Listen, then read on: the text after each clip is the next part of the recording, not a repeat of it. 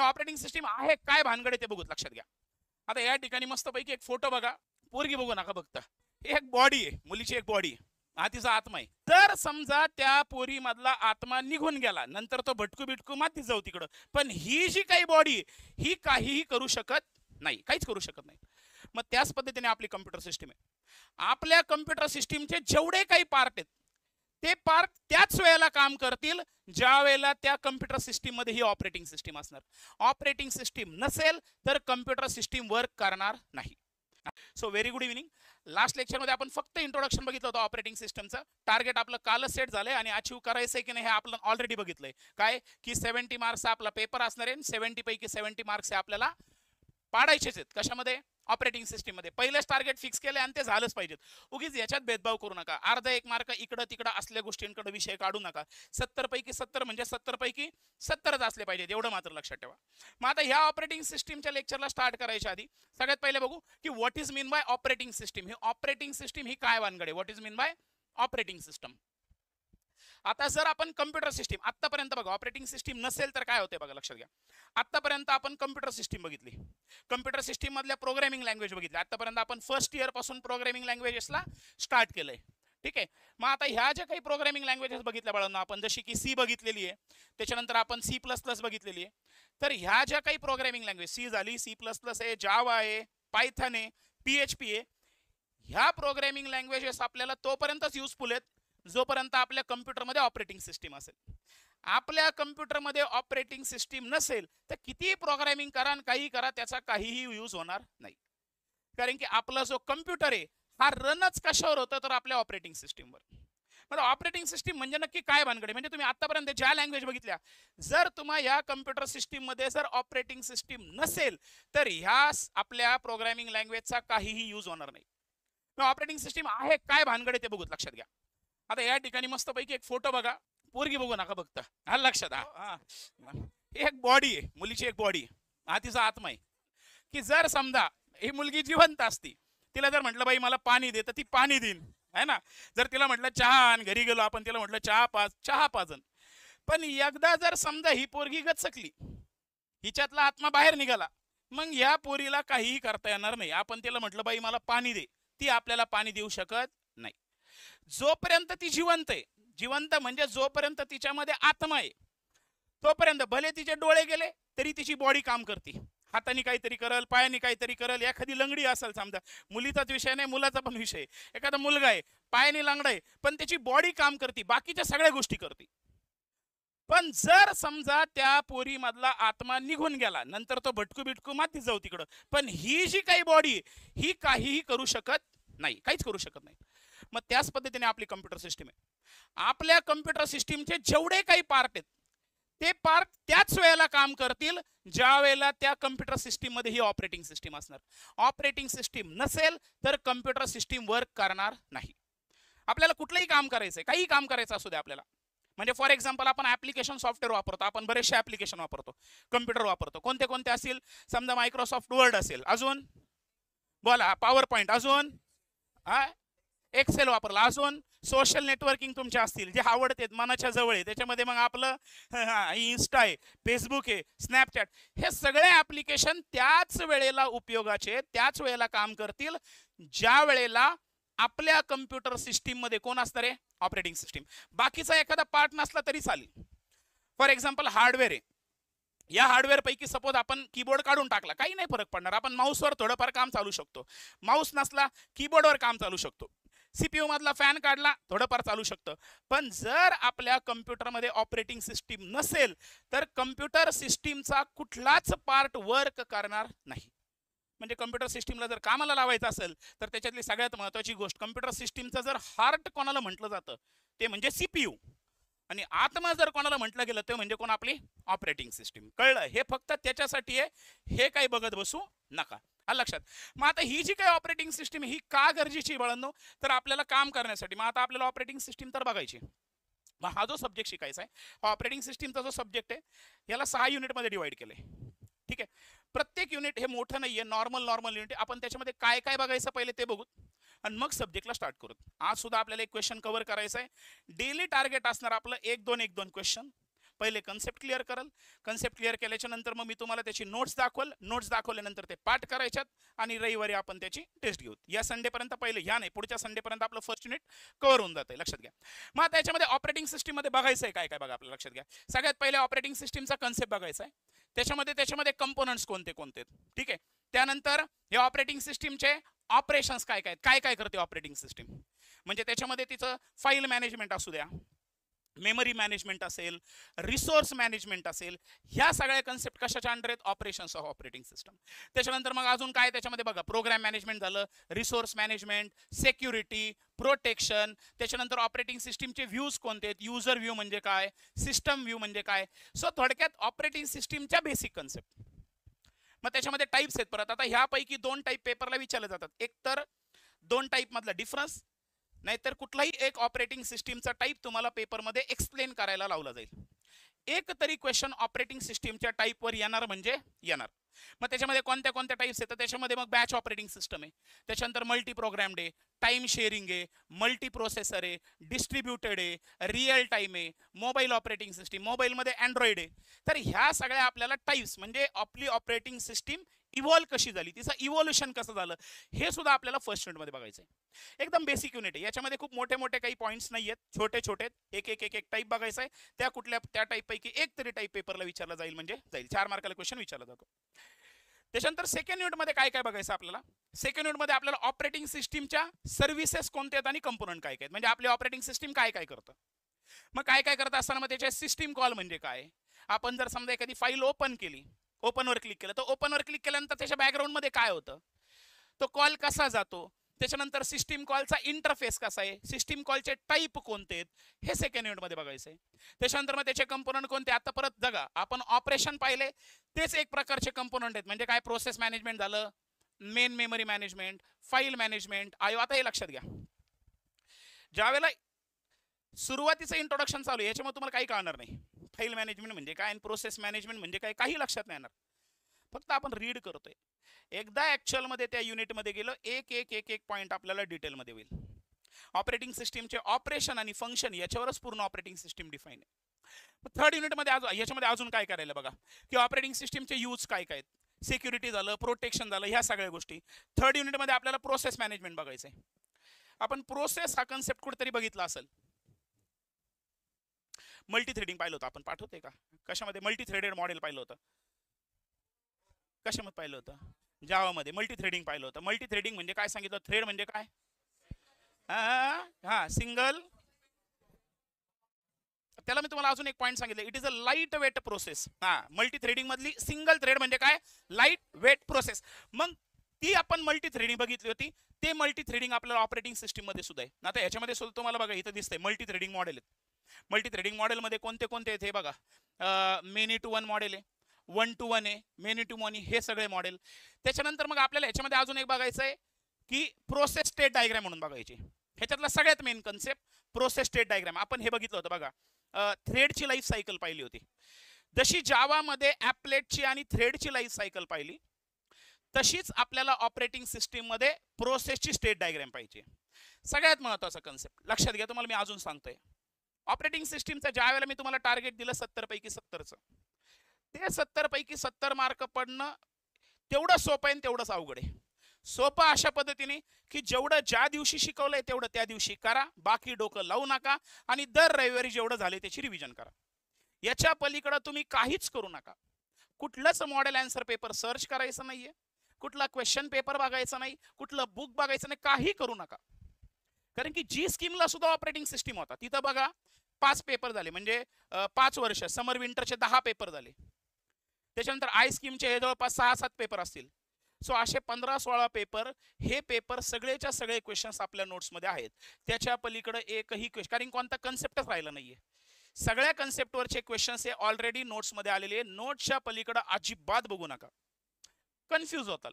जेवढ्या नोट्स दिल्या त्याच्याकडे जाऊच नका. त्याच्यावर मी देताना नोट्स देताना अशा दिल्यात, टॉपिकचं नाव, त्याचा क्वेश्चन, जर तो क्वेश्चन 2 मार्काला काय आला तर काय लिहायचं आणि 4 मार्काला काय आलं तर काय लिहायचं.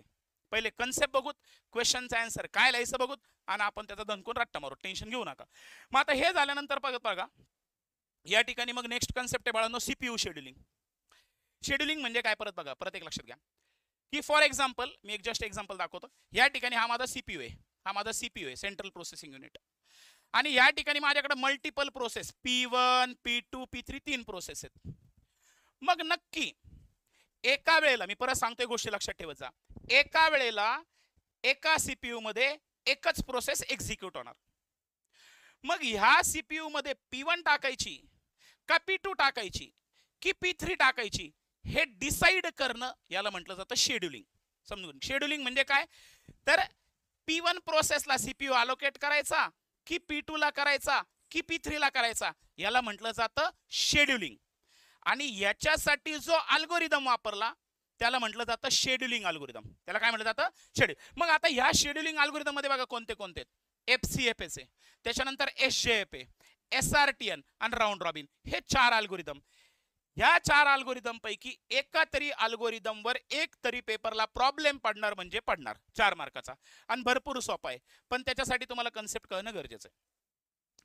एक एक एक एक पॉइंटला जाऊ, तसं तसं कळेल. शेड्युलिंग अल्गोरिदमचा अर्थ काय की नंबर ऑफ प्रोसेस आहेत, त्यापैकी कुठल्या प्रोसेसला सीपीयू अलोकेट करायचा हे डिसाइड करणं, हे ठरवणं, या अल्गोरिदमला म्हटलं जातं आपण शेड्युलिंग अल्गोरिदम. कळले नक्की. मग त्याच्यानंतर परत अजून बाळांनो डेडलॉक कन्सेप्ट आहे. डेडलॉक म्हणजे काय होतं, कधी कधी पाहिलं असेल किंवा तुम्हाला सांगितलं पण असेल, डेडलॉक म्हणजे काय, कधी कधी ट्रॅफिक जाम होतं. सपोज ही कार आहे, ही कार चालली, ही कार ह्या कारसाठी वेट करते, ही कार ह्या कारसाठी वेट करते, आणि ही खालची कार ह्या, म्हणजे सगळ्या कार एकमेकांसाठी वेट करतात. या कंडिशनला म्हटलं जातं डेडलॉक कंडिशन. कोणतीच एक्झिक्यूट नाही होणार. ही काय म्हणते तू मागं सरक, ही म्हणते मी तुझ्या बापच खाल्लं काय, मी नाही सरकणार, मी तिथंच थांबणार. ही हिला म्हणते मागं, ती कोणी ऐकत नाही एकमेकाचं, सगळे जागेवर. अरे कळलं, ह्या कंडिशनला म्हटलं जातं डेडलॉक कंडिशन. मग ऑपरेटिंग सिस्टम मध्ये सुद्धा अशा मल्टिपल प्रोसेस मध्ये डेडलॉक होतो. मग तो जर डेडलॉक झाला तर काय करायचं, तो डेडलॉक फाइंड कसा करायचा, प्रिव्हेंट कसा करायचा, ह्या सगळ्या, त्याच्यासाठी मग बँकर्स अल्गोरिदम म्हणून एक अल्गोरिदम आहे. ह्या सगळ्या गोष्टी तुम्हाला कशामध्ये बघायच्या, या 4th युनिटमध्ये. कळतंय, म्हणजे प्रोसेसचं शेड्युलिंग कसं होणार, आणि जर समजा त्या ब्लॉक झाल्या तर काय करायचं, हे आपल्याला 4th युनिटमध्ये बघायचं. आणि अजून एक लक्षात घ्या, ऑपरेटिंग सिस्टीम हा सब्जेक्ट तुम्हाला डिग्रीला येणार. ऑपरेटिंग सिस्टीम हा सब्जेक्ट डिग्रीला येणार. जेवढे कन्सेप्ट मी शिकवलेत आहे तसेच्या तसे कन्सेप्ट तुम्हाला डिग्रीला आहेत. एक दोन युनिट वाढतील, जास्त काही वाढणार नाही, पण कन्सेप्ट इथंच क्लिअर करा. डिग्रीला गेल्यानंतर ऑपरेटिंग सिस्टीम कोणालाच कळत नाही, फक्त तेवढ्यापुरतं तेवढं पाठांतर होतं. शेड्युलिंग अल्गोरिदम कोणालाच कळत नाही, कारण की तुम्हाला एवढं डिटेल कोणी सांगणार नाही.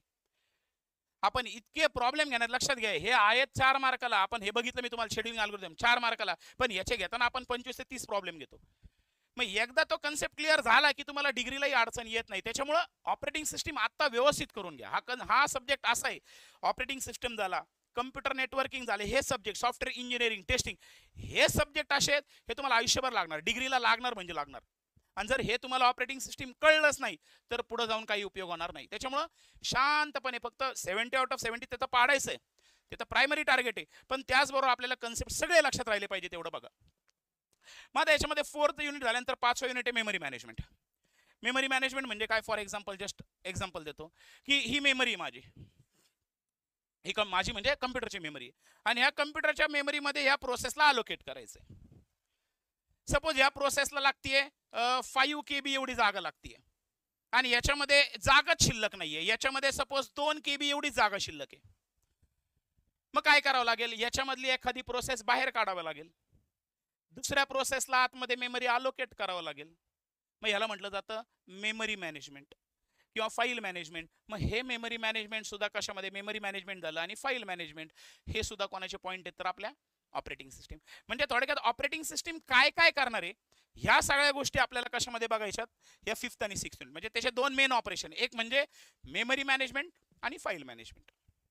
मग मेमरी मॅनेजमेंट मध्ये परत एक लक्षात घ्या, इथं सुद्धा एक 4 मार्काला तुम्हाला प्रॉब्लेम येतो, तो म्हणजे इथं पेज रिप्लेसमेंट अल्गोरिदम. बघा, त्याच्यामध्ये FIFO म्हणून आहे, first in first out, LRU आणि ऑप्टिमल. म्हणजे फॉर एक्झाम्पल बघा, तुम्हाला एक जस्ट एक्झाम्पल दाखवतो. या ठिकाणी 5 प्रोसेस आहेत, P1 P2 P3 आणि P4. आता एक नवीन प्रोसेस आली P5, या P5 ला आतमध्ये टाकायचंय. तर आपल्याला काय करावं लागेल, याच्यातली प्रोसेस बाहेर काढावं लागेल ना. अरे हो की नाही. मग ही मेमरी मधून बाहेर काढतोय की नाही. म्हणजे मी काय करतोय, एक प्रोसेस बाहेर काढतोय, एक पेज बाहेर काढतोय आणि दुसऱ्या पेजला मेमरी अलोकेट करतोय. म्हणजे थोडक्यात मी पेज काय केलं, रिप्लेस केलं. आणि ह्या अल्गोरिदमला म्हटलं जातं पेज रिप्लेसमेंट. मग त्याच्यामध्ये परत कोणते कोणते आहेत, एक फिफो आहे, LRU आणि ऑप्टिमल. याल्यावर सुद्धा किती मार्काचा क्वेश्चन पडला जातो, 4 मार्काचा. आणि सिंपल क्वेश्चन्स आहेत. पण एवढंच आहे बळवलं, याच्यामध्ये काय होतं माहिती का, मुलांची गडबड होती, घाई करतात की पेपरला क्वेश्चन आला, हे हे झालेलं आहे आपलं, मग ते वाटोळ होऊन जातं. कळलं, अति उत्करूच नका तुम्ही. फर्स्ट इयर सेकंड इयरला जो उतावळेपणा दाखवला तो थर्ड इयरला दाखवू नका. थर्ड इयरला थोडे पेशंट राहा. कळलं, कॉन्फिडन्स पाहिजे पण ओव्हर कॉन्फिडंट होऊ नका. कारण काय होतं माहिती का, लक्षात घ्या, प्रॉब्लेम कुठे येतो, होत काही नाही, अर्धा 1 मार्क. पाठीमागच्या वेळेला सुद्धा मुलांनी उद्योग काय केला, जे मी तुम्हाला दाखवले 69 मार्क्स पडलेले, त्या मुलांनी फक्त ज्या वेळेला आपण हे वरचा शेड्युलिंग अल्गोरिदम बघितलं, त्याच्यात वेटिंग टाइम काढायला लावला जातो. फॉर एक्झाम्पल त्यांचा आला आन्सर आला 40, तर त्या 40च्या पुढे मिली सेकंद किंवा नॅनो सेकंद एवढं लिहायचं होतं. फक्त एवढं युनिट न लिहिल्यामुळे त्यांचा 1 मार्क गेलाय. आणि वाटोळं तर होतं ना, कारण की हा 1 मार्क तुम्हाला डिग्रीला लागणार आहे. फर्स्ट इयर सेकंड इयरला काही घेणं नव्हतं. पण डिग्रीच्या ऍडमिशनला तुम्हाला अर्धा आणि 1 मार्क तुम्हाला लागेल. मग त्याचं तुम्हाला महत्व त्यावेळेला कळेल, ज्यावेळेला आपल्याला सीओईपी पाहिजे होतं. आणि त्या 1 मार्कामुळे आपला मित्र सीओईपीला ना आपण PICTला, त्यावेळेला ह्या मिली सेकंदाचं महत्व काय ते कळतं. त्याच्यामुळे शांतपणे गडबड न करता पेपरला, मी तुम्हाला गॅरंटी देतो, ऑपरेटिंग सिस्टमचा पेपर 2.25 तासात कव्हर होतो. 2 तास 15 मिनिटं, याच्यावर ऑपरेटिंग सिस्टीमला लागत नाही. किती काय करा, हा फक्त अभ्यास केलेला असेल तर. ते म्हणा तुम्ही तुमचं मास्तर तू शिकव, आलं लक्षात, तू रेकॉर्डिंग दे, मला नोट्स दे, मी आपलं उन्हाटपण करणार. आणि पेपरला गेलो, सर तुम्ही बोलले 2.25 तासात पेपर, ते नाही होणार. तुम्ही, मी जेवढं सांगतो मी तुम्हाला खरंच सांगतो बाळांनो, जास्त करू नका, अति करू नका. तुम्ही बाकीच्या ठिकाणी डोकं लावा. ऑपरेटिंग सिस्टम, CSS, त्याच्यानंतर AJP, जेवढं ज्या दिवशी शिकवलं तेवढं त्या दिवशी पाठ करा. आणि दर रविवारी पाठीमागच्या गोष्टीला रिव्हिजन द्या. याच्या पलीकडे तुम्ही काहीच करू नका, तुम्हाला मार्क नाही पडले तिथून पुढे. त्याच्यामध्ये तुम्ही कुठपर्यंत करता, 15 जुलैपर्यंत, कारण तोपर्यंत तुमच्या डोक्यामागे ताण नसतो. मग कॉलेज सुरू होतं. मग कॉलेज सुरू झाल्यानंतर मग आपले सगळे मित्रमैत्रिणी एकत्र भेटतात. मग त्याच्यामध्ये आपल्या अंगात ऊत यायला सुरुवात होती. आणि मग आपण ह्या ऑपरेटिंग सिस्टीमकडे दुर्लक्ष करतो. मग त्या ठिकाणी आपले मायक्रो प्रोजेक्ट याच्या नादात लागतो. तुम्ही ऑपरेटिंग सिस्टीमकडे दुर्लक्ष केलं तर तो 70 वरून डायरेक्ट तुम्हाला 62, 63, 64ला नेणार. 60च्या वर तर शेंबडं पोरग पण जाते, लक्षात घ्या. ते खाली पेप्सी खाते, या लक्षात, पेप्सी खाते, शेंबडाला पुसते, त्याला सुद्धा ऑपरेटिंग सिस्टीमला 60च्या वर मार्क पडते नॉर्मल लेक्चर केले तर. पण 60, 62, 65 हे आपलं टार्गेट नाहीये, एवढं मात्र लक्षात ठेवा. 1 मार्क पण कमी नकोय 70 पैकी. मग त्याच्यासाठी एकच गोष्ट आहे, तुम्हाला डेडिकेशन पाहिजे, तुम्हाला तेवढा सिरियसनेस पाहिजे म्हणजे पाहिजे. आणि एक लक्षात घ्या, थर्ड इयर मध्ये लय मजा असते बरं का. थर्ड इयर मध्ये काय होतं माहिती का, कोण किती अभ्यास करतंय है ना, कोण कोण किती अभ्यास करते कोणालाच कळत नाही. सगळे म्हणतात अरे माझा लय अभ्यास राहिला, घरी रात्र रात्र जागून अभ्यास करतात. लय मित्रांवर आणि जवळच्या मैत्रिणींवर विश्वास ठेवायचा प्रयत्न करू नका. कोण कधी कसं कुठं तुमच्या आयुष्याला घोडा लावीन हे तुम्हाला नंतर कळेल. आलं लक्षात, ज्या वेळेला रिझल्ट लागतो, मायला ही तर माझ्याबरोबर अभ्यास करत होती, हिला 95 पडले मला 92 कसे, मग कळतं हा ही रात्री मला म्हणायची मी फोनवर बोलत बसले तेव्हा या अभ्यास करत होती. तर या गोष्टी लक्षात ठेवा. थर्ड इयरला कोणी कोणाचं नाही, स्वतःचा अभ्यास करा. अभ्यास झाल्यावर बाकीचे धंदे करा. हो कळलं, हा नाही सांगतोय मी तुम्हाला, फक्त लक्षात घ्या, कोणी पर्सनली घेऊ नका, कळलं का. हा चला, मग आता हा झाला बळा आपला सिलेबस, कळले नक्की लक्षात घ्या. गड मी तुम्हाला काय सांगतोय, तुम्हाला मी कळकळीने सांगतोय, मला तळतळ ह्याचीच वाटते की 1-2 मार्कांसाठी ज्या वेळेला ना हे होतं, कॉलेज निघून जातं, त्यावेळेला वाईट वाटतं आपल्याला. हा मग जर आपल्याला डोक्यात लावायचं नसेल तर मग आपण 80-45 थांबूत. मग डोक्याला मग आपल्याला काय करावं लागतं, सगळ्या कॉलेजची लिस्ट टाकायची. मग COEP, PICT, MIT, VIT, मग नगरमधले लोकल कॉलेज, धुळा, जळगाव, इकडचे लोकल, जिथं लागेल तिथं लागेल. काय सर आपण कार्यक्रमच तास केलाय, कळलंय नक्की. सो पर्सेंटेज पाडताना अशा पद्धतीने विचार करा की आपल्याला टॉपच्या कॉलेजला ऍडमिशन मिळालं पाहिजे. आणि टॉपच्या कॉलेजमध्ये पहिले पास तेवढेच फक्त, आपलं COEP, PICT, MIT पण नाही राहिलं सध्या आता, कारण की ते प्रायव्हेट झाले. VIT झालं, PCCOE, AISSM, हे जे कॉलेजेस आहेत, ह्या कॉलेजमध्ये तुमचा जर नंबर लागला, चांगलं पॅकेज मिळालं तर तुमच्या आयुष्याला पाहिजे. आणि त्या ठिकाणी हा जो 1 मार्क 70 पैकी 69, हा जो मिली सेकंद आहे बाळांनो, हा त्यावेळेला होतो आपल्याला. हे एका मिली सेकंदामुळे आपला 8 लाखाचं पॅकेज 1-2 लाख येतं, कळलंय नक्की. त्याला ह्याला लय महत्व आहे. तर निष्काळजीपणा जो म्हणतोय मी, तो ऑपरेटिंग सिस्टीम मध्ये करू नका. कारण मी तुम्हाला एक सांगतो, लक्षात घ्या, ऑपरेटिंग सिस्टीमचे सगळे कन्सेप्ट सगळ्यांना कळणार आहेत, सगळ्यांचं पाठांतर होणार आहे, पण मार्क 70 पैकी 70 त्यालाच मिळेल जो शेवटपर्यंत कन्सिस्टंट राहील. तुम्ही कन्सिस्टंट जर राहिले नाही तर काहीच उपयोग होणार नाही. मी खरं सांगतो, कन्सिस्टंट म्हणजे काय की डेली जेवढं चाललंय तेवढं, बाकी तुम्ही करा, पण डेली जेवढं क्लासमध्ये जावलं तेवढं झालंच पाहिजे. आणि एक लक्षात घ्या, अभ्यास करायचं एक सिंपल टेक्निक आहे. माझं मी कधीच तुम्हाला म्हणणार नाही 12 वाजेपर्यंत जागा आणि 1 वाजेपर्यंत आणि सकाळी 5ला उठा. एक लक्षात घ्या, तुम्हाला जेव्हा जागायचं जेवढं जागायचं तेवढं जागा, जेवढं झोपायचं तेवढं झोपा. एखाद दिवशी जर टॉपिक झाला, तो टॉपिक जोपर्यंत आपला अख्खा पाठ होत नाही तोपर्यंत अभ्यास करायचा. जर कधी 9 9:30ला जर तो टॉपिक झाला त्याच्यानंतर तुम्ही टाइमपास करा. पण जर एखाद दिवशी तो टॉपिक परत पाठ होत नसेल आणि ते पाठ व्हायला जर समजा आपल्याला कधी 12 वाजला, 1 वाजला, 2 वाजला, 3 वाजला, कधी झोपायची गरज नाही पडली, तर त्या ठिकाणी त्या गोष्टीसाठी आपण तयार राहिलं पाहिजे. हे काय म्हणतात त्याला, तुम्ही जे म्हणताय की आम्ही हे शेड्यूल ठरवणार, 9 वाजता अभ्यासाला बसणार आणि 12 वाजे 3 तास अभ्यास कर, 3 तासात एखादा व्हॉट्सअपचा मेसेज आला का झालं कल्याण. तसं होऊ देऊ नका. रात्री जागायची गरज पडली 2, 3, 4, 5 आणि हे म्हणजे काय म्हणतात त्याला, हे रुटीन आहे थोडक्यात. काही काही मुलांचं रात्री 12 वाजता झोपून सकाळी 5 वाजता उठणारी मुलं बसलेली आहेत. लास्ट टाइमला मोबाईल ऍप्लिकेशन डेव्हलपमेंटची मुलांमध्ये भीती होती, 3rd इयरच्या 2nd सेमचा सब्जेक्ट आहे. तर काही काही मुलं असे होते ज्यांचा मॅड 3च पेपर अवेलेबल होते, ते 3 पेपर 5-5, 6-6 वेळा त्यांच्या हाताखालून गेलेले आहेत. एवढी प्रॅक्टिस केलेले सुद्धा मुलं मागच्या सेमिस्टरला होते. त्यांना चान्सेस आहे, ते म्हटले सर आउट ऑफ मार्क पडतील, जर समजा पेपर चेकरनी काशी नाही केली तर आम्हाला आउट ऑफ मार्क पडतील.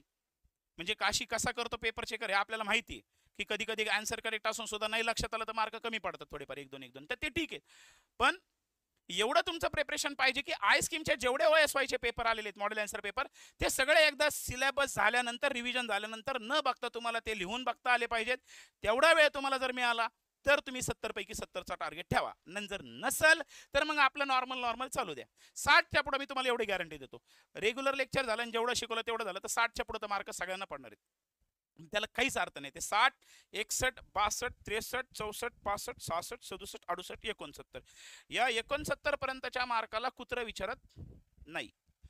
जर 70 पैकी 70 पडले तर काहीतरी उपयोग आहे, लक्षात घ्या, तर तुम्हाला फायदा आहे. आणि हे 3 सब्जेक्ट मध्ये मी तुम्हाला जास्त म्हणतच नाही काय, फक्त साधं operating system, client side scripting आणि सॉफ्टवेअर टेस्टिंग, याला 70 पाडा, लक्षात. आणि मग राहायला काय AJP आणि EST, त्याच्यामध्ये ऑनलाईन आहे, त्याच्यामध्ये मी तुम्हाला MCQ चे क्वेश्चन बँक देऊन टाकल, त्याच्यामध्ये पण 70 पडतील. एखाद्या ठिकाणी क्लिअरन्स ठेवा 1-2 मार्काचा, तो पण क्लिअरन्स आपण ST मध्ये ठेवू 1 मार्काचा आणि CSS मध्ये अर्धा 1 मार्काचा.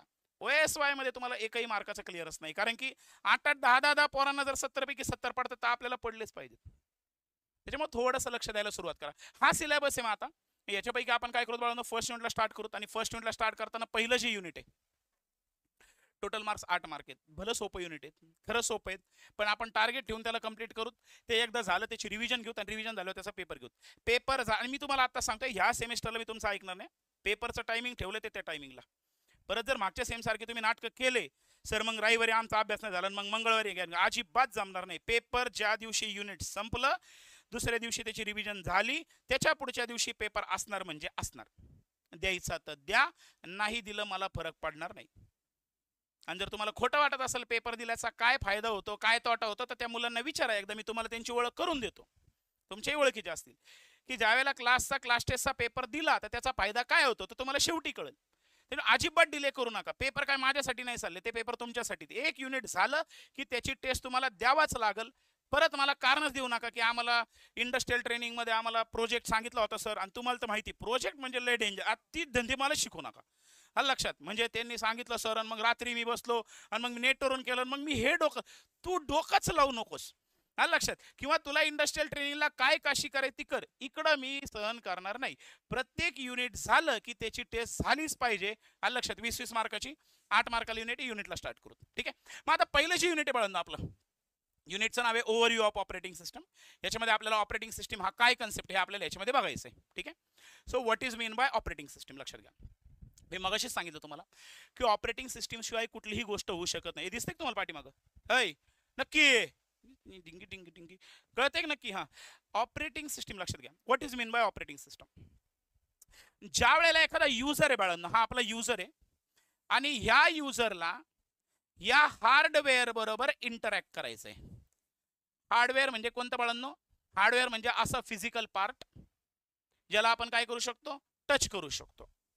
कम्प्युटर सिस्टीम मधले जे जे काय हार्डवेअर असतील, मग या हार्डवेअर बरोबर जर या युजरला म्हणजे काय, मला काही ना काहीतरी इंटरॅक्ट करायचंय, तर त्यासाठी जो काही याच्यामध्ये जो इंटरफेस असतो, या इंटरफेसला म्हटलं जातं ऑपरेटिंग सिस्टीम.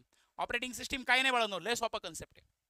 काम भरपूर आहेत त्याचे, पण ऑपरेटिंग सिस्टीम कन्सेप्ट सोपा आहे. Operating system is an interface. हा काय एक प्रकारचा कशातला? युजर मधला आणि हार्डवेअर मधला. काय इंटरफेसची गरज आहे? जर ऑपरेटिंग सिस्टीम नसेल, कोण नसेल? हा, आयुष्यात पोरगी नसली चालती, पण कम्प्युटर सिस्टीम मध्ये मात्र ऑपरेटिंग सिस्टीम पाहिजे म्हणजे पाहिजे. हा, जर समजा आपल्या कम्प्युटर सिस्टीम मध्ये ऑपरेटिंग सिस्टीम नसेल, तर हा युजर या हार्डवेअर बरोबर इंटरॅक्ट करू शकत नाही. फॅन चालू करायचा आपल्याला. काय चालू करायचं आहे? फॅन. फॅन चालू करण्यासाठी आपण एक स्विच असतं, बटन दाबलं तर फॅन चालू होतं, बटन बंद केलं तर फॅन काय होतं? बंद होतो. ते स्विच काय? इंटरफेस आहे. कोणामधला? युजर मधला आणि त्या फॅन मधला. तसं हा जो ऑपरेटिंग सिस्टीम आहे, हा एक प्रकारचा इंटरफेस आहे. कोणामधला? युजर मधला आणि हार्डवेअर मधला. ऑपरेटिंग सिस्टीम तिच्याशिवाय हा युजर या हार्डवेअर बरोबर कुठल्याही परिस्थितीत इंटरॅक्ट करू शकत नाही. जर गरज पडली करायचं असेल, तर त्या प्रत्येक युजरला काय करावं लागेल? प्रत्येक गोष्टीसाठी प्रोग्राम लिहावा लागेल. म्हणजे फॉर एक्झाम्पल एखादी फाईल सेव्ह करायची, एखाद्या फाईलवरचं ऑपरेशन आहे, त्यासाठी त्याला काय करावं लागेल? प्रोग्राम लिहावं लागेल. आणि मग तो प्रोग्राम लिहून मग तो हार्डवेअरला काय करावं लागेल? इंटरॅक्ट करावं लागेल. पण एवढं सगळं करायला लागलं तर पहिली गोष्ट आपण एक तर ब्रँच चेंज करणार, हा लक्षात. दुसरी गोष्ट, लई जड वाटायला लागलं तर डिप्लोमा सोडून देणार. कळलं? मग हे धंदे नको म्हणून मध्ये कोण आली आहे? Operating system. ऑपरेटिंग सिस्टीम काय करते बाळांनो? या युजरला ह्या हार्डवेअर बरोबर जे काही इंटरॅक्शन करणार आहे ते इझी करून देते. काय करून देते? इझी. मग आता याच्यातला सगळ्यात पहिला जो टॉपिक आहे काय, ऑपरेटिंग सिस्टीम युनिट सुरू व्हायच्या आधी, तो म्हणजे कम्प्युटर सिस्टीम. सगळ्यात पहिला जो पॉईंट बघायचा आपल्याला, that is nothing but computer system.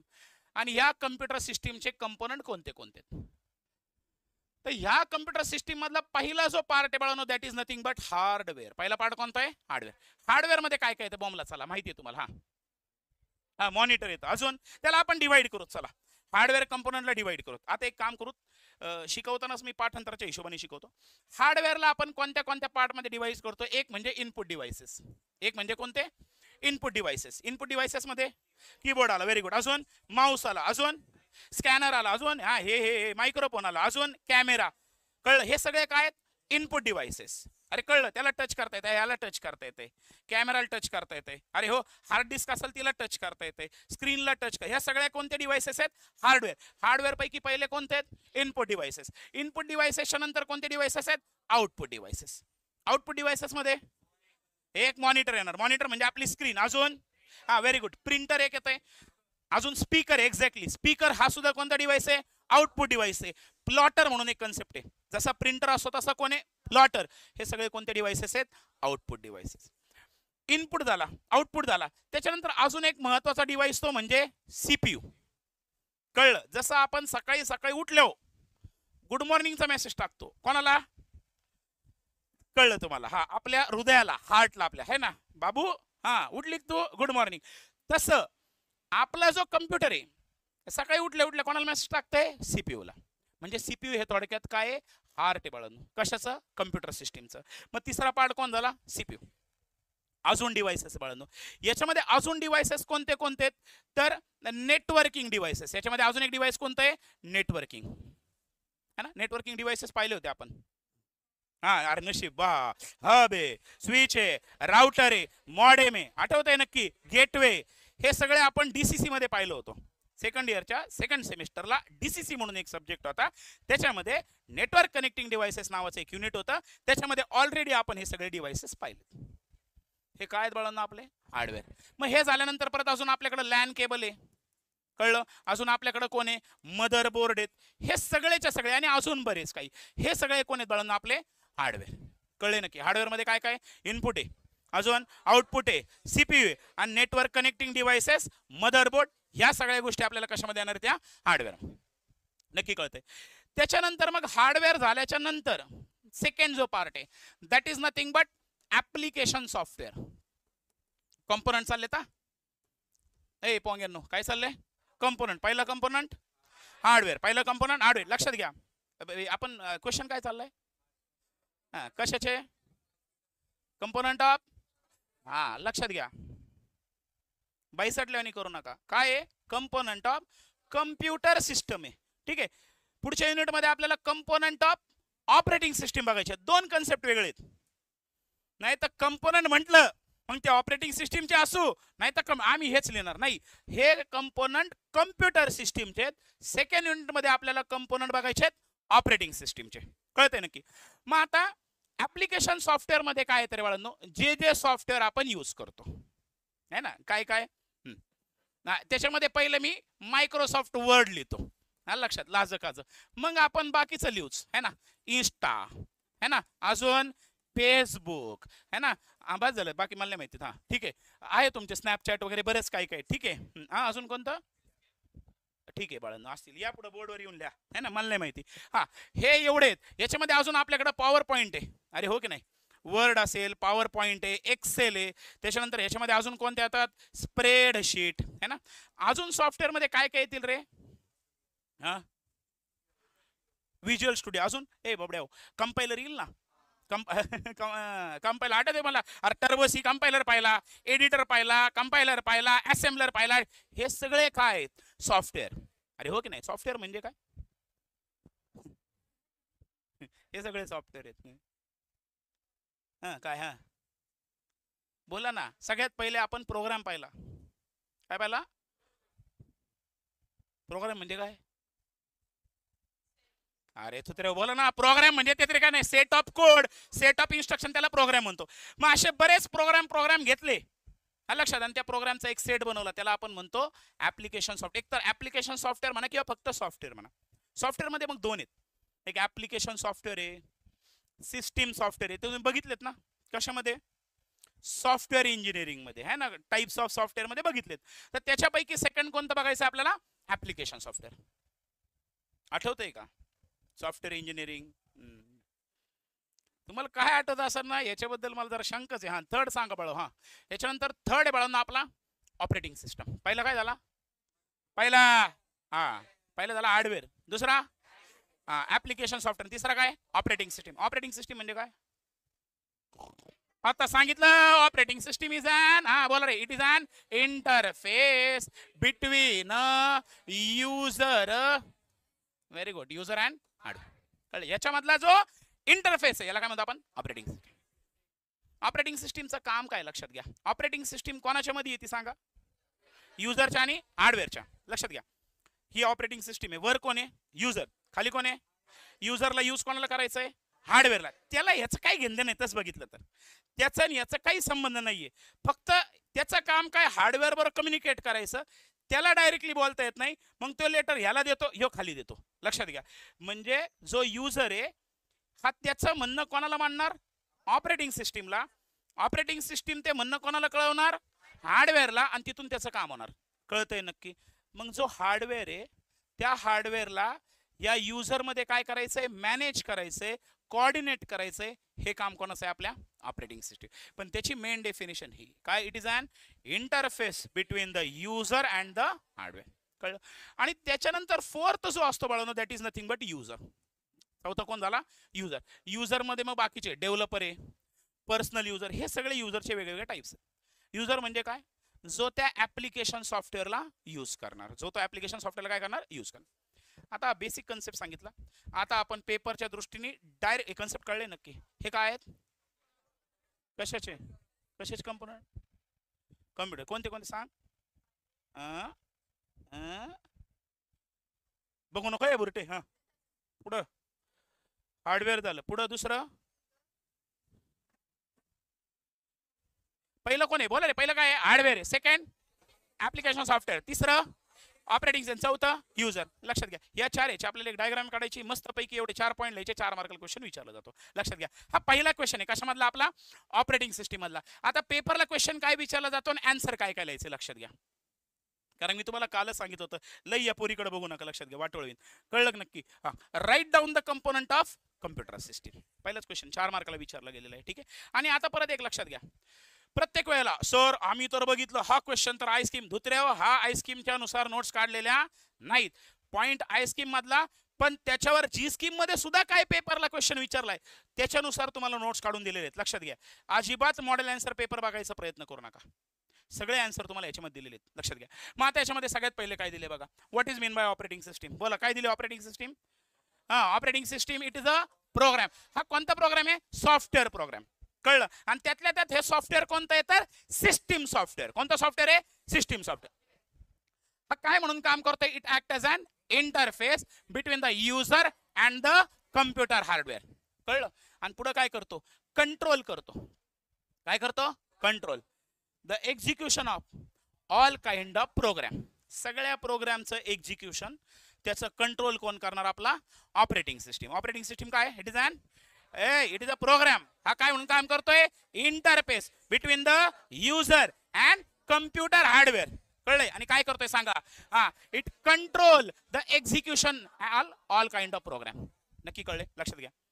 ठीक आहे. पहिली गोष्ट बाळांनो, मला माहिती आहे की काही काहींची इंग्लिश खूप छान आहे. आलं लक्षात? काही काही इंग्लिशमध्ये लिहिण्यामध्ये मास्टर आहेत. पण माझं काय म्हणणं आहे बाळांनो, लक्षात घ्या, तुम्ही तुमची इंग्लिश तुमच्या घरी ठेवा. कुठं? घरी. इथं जे दिलेत स्टेटमेंट तेच आले पाहिजेत.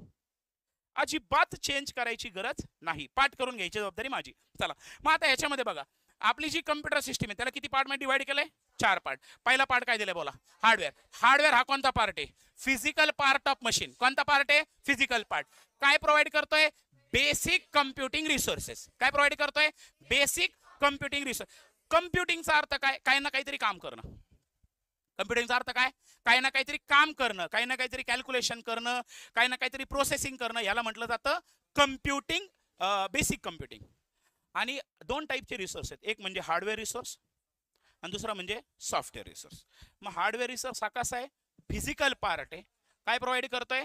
Basic computing resource. बॉम्बला काय hardware? Hardware is a physical part of machine which provide basic computing resources. कळलं? एक्झाम्पल काय? पहिलं काय? सीपीयू. एकही एक्झाम्पल मिस नाही झालं. पहिलं काय? सीपीयू. सेकंड काय दिलंय? इनपुट. आता इनपुट डिव्हाइस मध्ये काय काय? Keyboard, mouse, microphone, web camera आणि स्कॅनर. कळलंय नक्की? पहिलं काय? सीपीयू. पहिलं काय? सीपीयू. पहिलं काय? सीपीयू. सेकंड काय?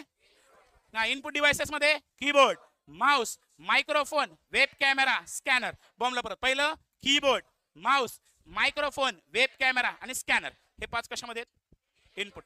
पहिला सीपीयू. दुसरा इनपुट डिव्हाइस. इनपुट डिव्हाइसेस मध्ये keyboard, mouse, scanner, web camera आणि मायक्रोफोन. कळले नक्की? इनपुट नंतर कोणते आहेत? आउटपुट मध्ये प्रिंटर आहे, मॉनिटर आहे आणि प्लॉटर. प्रिंटर, मॉनिटर आणि प्लॉटर. कळले नक्की? याच्यामध्ये स्पीकर पण येऊ शकतो. लिहायचं तर लिहा. हे मात्र जर सोडलेत मी जीव घेईन. लक्षात घ्या, हे सोडून बाकी काय काशी करायची ती करा, हे मात्र मिस करायचं नाही. कोणते कोणते? पहिला प्रिंटर, अजून मॉनिटर आणि प्लॉटर. हे 3 कोणते आहेत? Output device. ते झाल्यानंतर नेटवर्किंग डिव्हाइसेस आहेत. कोणते? नेटवर्किंग मध्ये लॅन कार्ड आलं ना. कोणतं आहे? लॅन कार्ड, लोकल एरिया नेटवर्कचं कार्ड. अजून राउटर, हब, स्विच, मॉडेम. हे सगळे कोणते आहेत? Networking devices. कोणतं कोणतं आहे? LAN card. आता लॅन कार्ड नंतर बाकीची माहिती तुम्हाला. राउटर, हब, स्विच आणि मॉडेम. परत बोला. राउटर, हब, स्विच आणि मॉडेम. पहिलं LAN card, router, hub, switch आणि मॉडेम. कळलं? हे कोणते आहेत? नेटवर्क. आणि त्याच्यानंतर अदर डिव्हाइसेस मध्ये काय काय दिलं त्यांनी? मदरबोर्ड. कळलं? अजून काय काय? DVD writer. हे सगळे कोणते डिव्हाइसेस आहेत? Other device. कळलं? हे 5 काय झाले? Hardware devices. पहिला न बघता सांगायचा प्रयत्न करा. पहिला सीपीयू. पहिला कोणता आहे? सीपीयू. सेकंड इनपुट डिव्हाइसेस मधला पहिला कीबोर्ड, माउस, अजून वेब कॅमेरा. तिसरा, चौथा एक स्कॅनर आहे आणि मायक्रोफोन. हे 5 काय आहेत?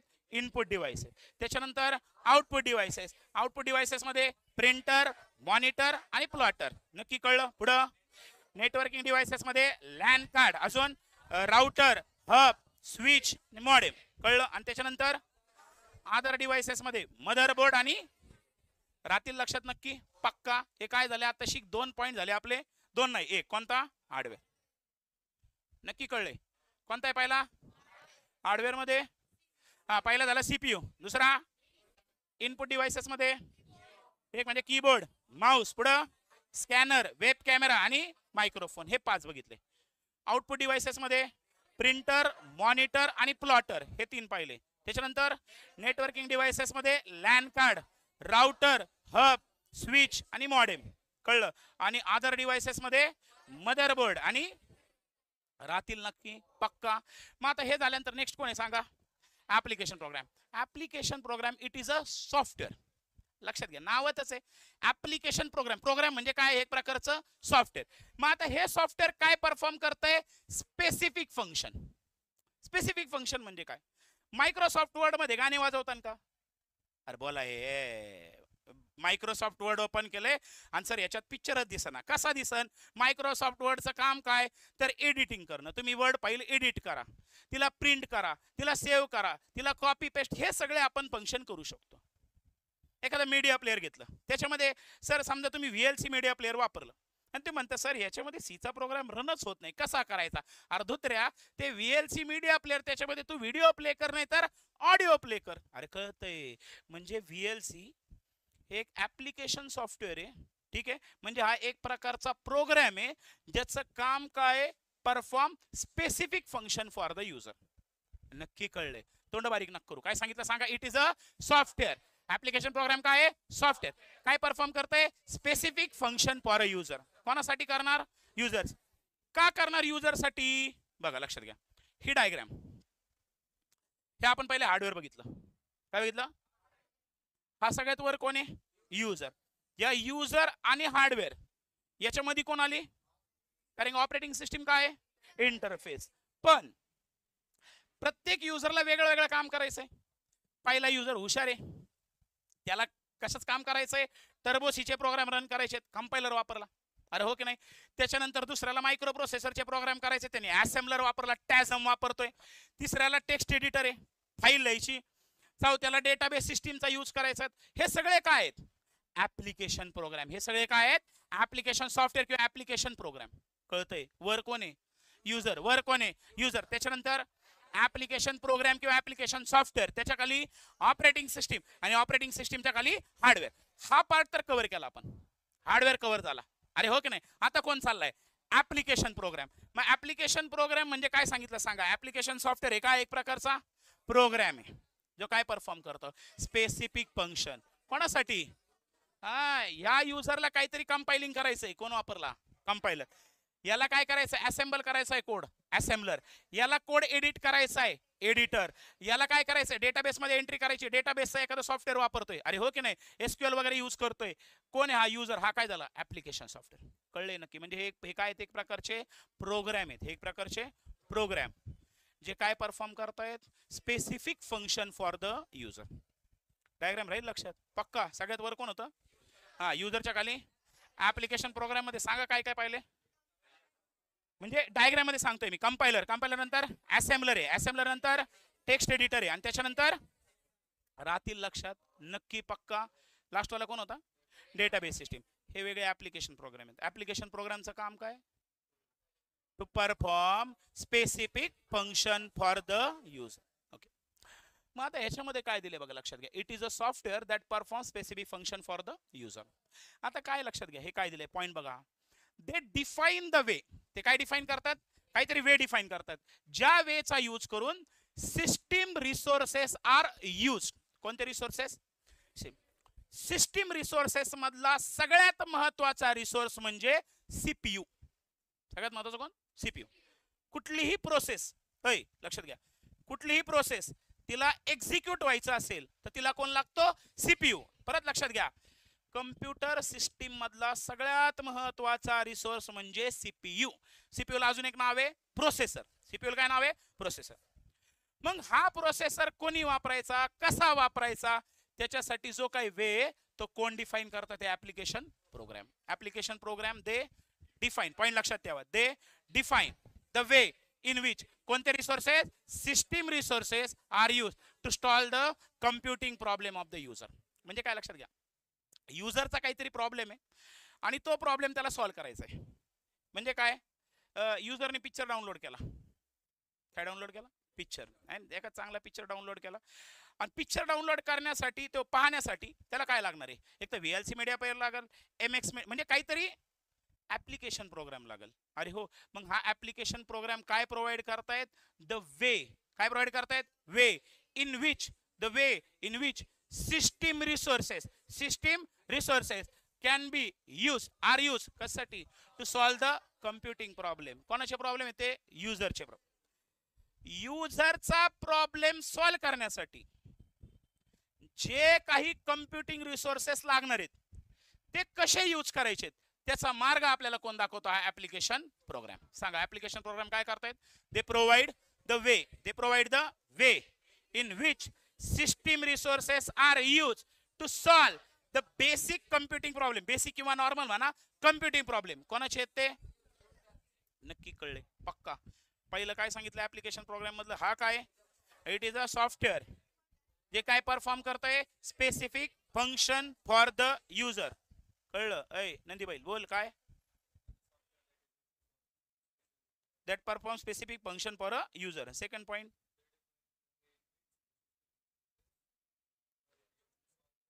Very good, they define the, लक्षात घ्या पॉइंट असाच पाहिजे, they define the way in which system resources are use to solve कोणते प्रॉब्लेम, कम्प्युटिंग प्रॉब्लेम. कोणाचे नक्की कळले, एक्झाम्पल काय काय कळलेत, काय काय, word processor, spreadsheet, compiler, web browser, database system आणि व्हिडिओ गेम. ह्याचे तुम्ही बाकीचे पण लिहू शकता तुमच्या आवडीचे, नका लिहू, काय नाही, लिहू शकता, लिहू नका, लक्षात घ्या, लिहू शकता म्हणजे चान्स आहे, लिहिलं तर फरक नाही पडणार, पण लिहायचे नाहीत आपल्याला. हा, कोणते कोणते आहेत, वर्ड प्रोसेसर आहे, स्प्रेडशीट आहे, compiler, web browser, database system आणि वेब व्हिडिओ गेम. कळले, हे काय ऍप्लिकेशन सॉफ्टवेअर.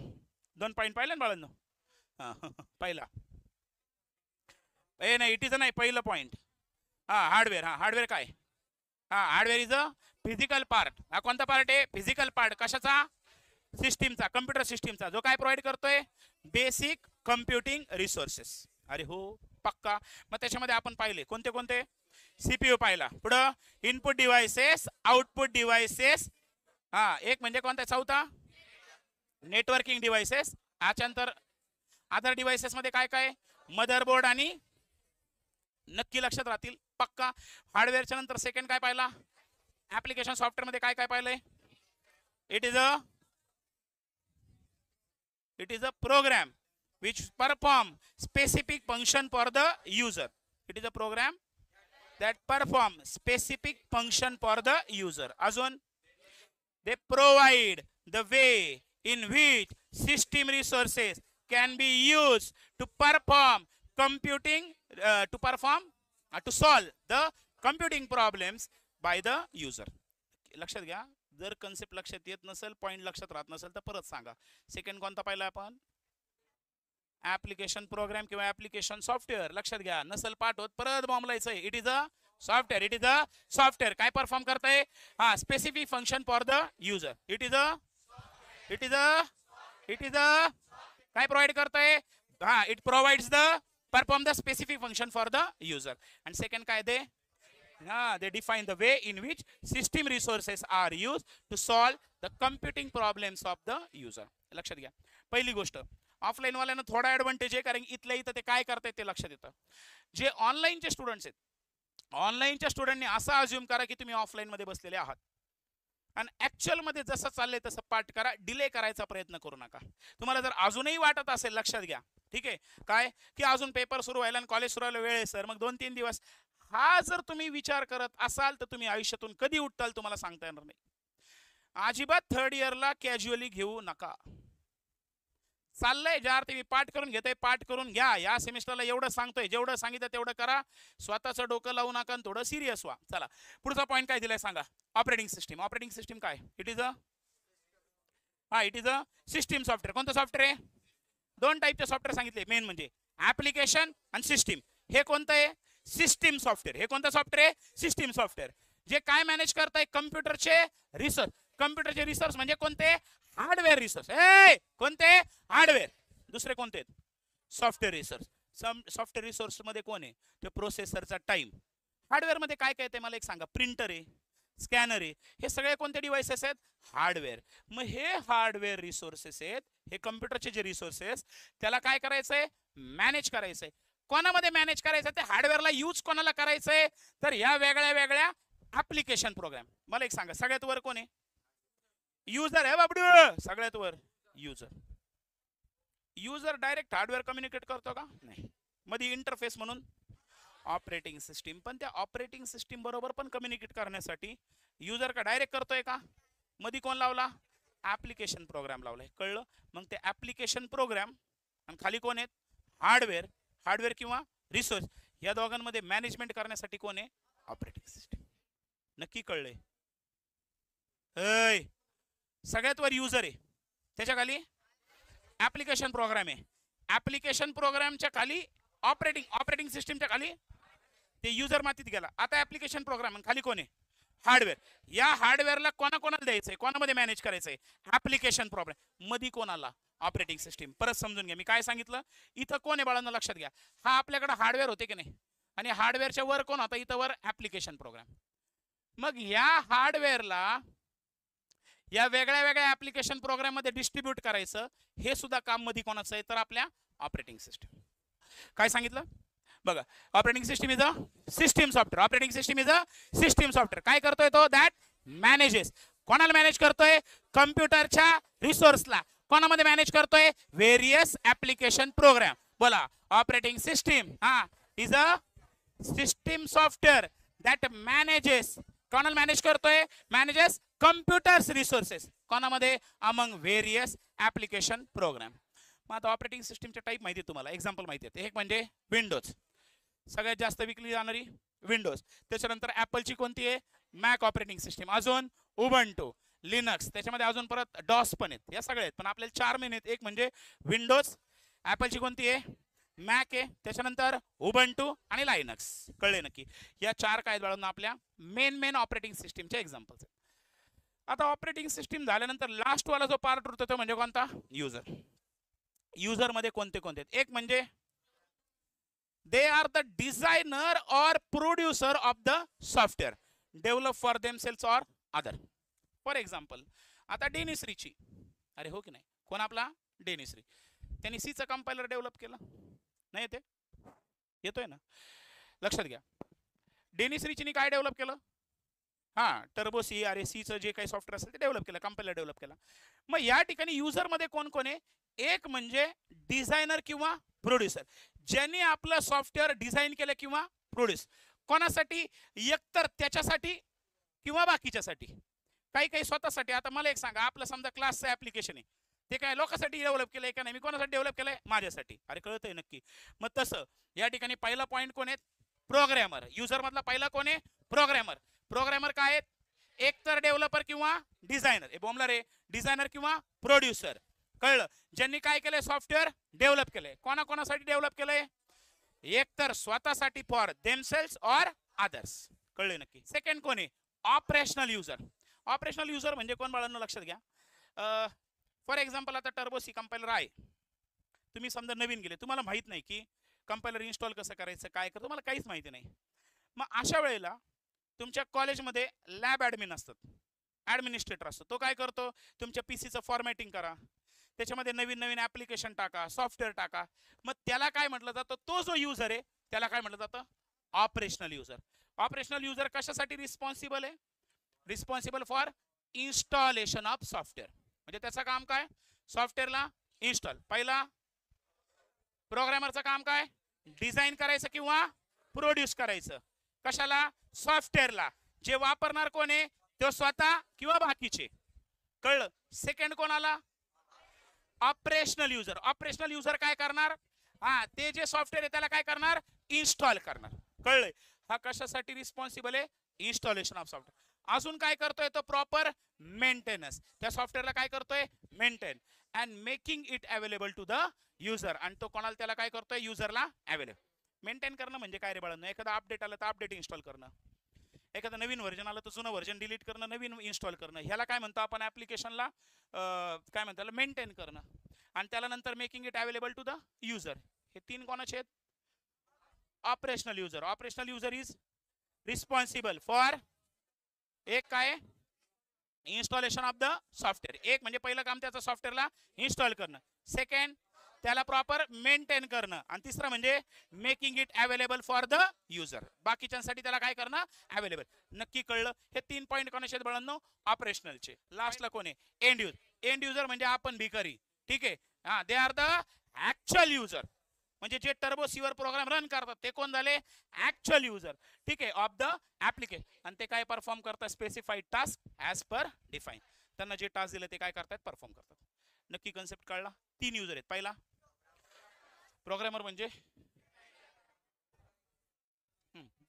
काय डिझायनर और डिझायनर किंवा producers of the software which is develop for themselves or other users. कळले नक्की. Second operational user they are responsible कशासाठी for installation of software, maintenance of software and making it available for the others किंवा other users. आणि लास्टला कोण आहेत end user. End user are the actual user. ते actually त्या सॉफ्टवेअरला काय करतात यूज करतात. नक्की 4 पार्ट पाहिलेत आपण. पहिला लक्षात घ्या 4 मार्काचा क्वेश्चन आहे. क्वेश्चन कंप्लीट झाला पाहिजे. पहिला उद्या जर आल्यानंतर विचारलं सांगताना मी जीव घेईन. मी आताच सांगतो तुम्हाला. मी मारेल कमी नाही कारण मी आताच सांगतोय. पहिलाच दिवस आहे याद राखून ठेवा. जेवढं सांगितलं तेवढं जर उद्या नसलं मी खाली येऊन मारीन. मी आताच सांगतोय. पहिला सांगा. पहिला कोण आहे हार्डवेअर. हार्डवेअर मध्ये बोला hardware is a physical part of computer system किंवा मशीन. ठीक आहे. जो काय प्रोव्हाइड करतोय बेसिक कम्प्युटिंग रिसोर्सेस. नक्की कळलंय. त्याच्यामध्ये पहिला सीपीयू. दुसरा input devices output devices networking devices आणि अदर डिव्हाइसेस. आता प्रत्येकातले माहिती तुम्हाला. इनपुट मध्ये कीबोर्ड माऊस अजून मायक्रोफोन अजून वेब कॅमेरा आणि स्कॅनर हे 5 पाहिले होते. आउटपुट डिव्हाइस मध्ये प्रिंटर मॉनिटर आणि प्लॉटर.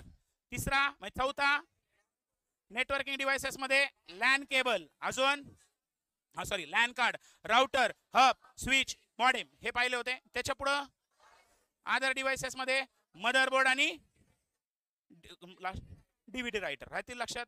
हे हार्डवेअर झाल्यानंतर पुढे काय पाहिलं होतं ऍप्लिकेशन सॉफ्टवेअर. ऍप्लिकेशन सॉफ्टवेअर काय करतात it is a software that perform काय करताय specific task for the user किंवा specific function for the user. कळलं. ते define the way in which system resources are use to solve computing problems for the user. नक्की कळलं. मग त्याच्यामध्ये आपण वर्ड पाहिलंय स्प्रेडशीट पाहिलंय व्हिडिओ गेम आहे कंपायलर आहे हे सगळे पाहिले होते. कळलं. त्याच्यानंतर डेटाबेस सिस्टम. त्याच्यानंतर operating system. Operating system manage करते. कोणाला मॅनेज करते लक्षात घ्या. खाली कोण आहे हार्डवेअर. हार्डवेअर म्हणजे रिसोर्सेस. अरे हो की नाही. सिस्टीमच्या रिसोर्सेसला मॅनेज करते कोणामध्ये व्हेरियस ऍप्लिकेशन प्रोग्राम्स. कळले नक्की. अरे नक्की कळले. ऑपरेटिंग सिस्टीमचे मग एक्झाम्पल पाहिले कोणते विंडोज ऍपलची कोणते मॅक उबंटू आणि लायनक्स. कळलं. आणि त्याच्यानंतर लास्ट वाला कंपोनेंट आहे युजर. युजर मध्ये 3 आहेत. पहिला प्रोग्रामर. प्रोग्रामर म्हणजे डिझायनर और producers of the software develop for themselves और अदर युजर्स. नक्की कळले. Second operational user are responsible for installation of software maintenance of software. आणि तिसरं म्हणजे making it available for the other users. कळलं. आणि लास्टला एंड युजर. एंड युजर म्हणजे ऍक्च्युअल युजर जे काय परफॉर्म करतात त्यांना दिलेलं टास्क. नक्की कन्सेप्ट करा. 4 मार्काचं क्वेश्चन झालंय. लक्षात घ्या. मी इथून पुढे तुम्हाला बच्चन देत बसणार नाही. बच्चन म्हणजे काय मी असं करल मग ह्या करून अजिबात नाही. आजपासून सिलेबस सुरू झालाय. आपल्याला टार्गेट आहे 15 जुलैपर्यंत कॉलेज सुरू व्हायच्या आतमध्ये आपले 3.5 युनिट कव्हर झाले पाहिजेत. 3.5 किंवा 4 पण होतील जर आपण संडेला जास्त वेळ घेतला तर विथ रिव्हिजन विथ त्यांच्या क्लास टेस्ट. ठीक आहे.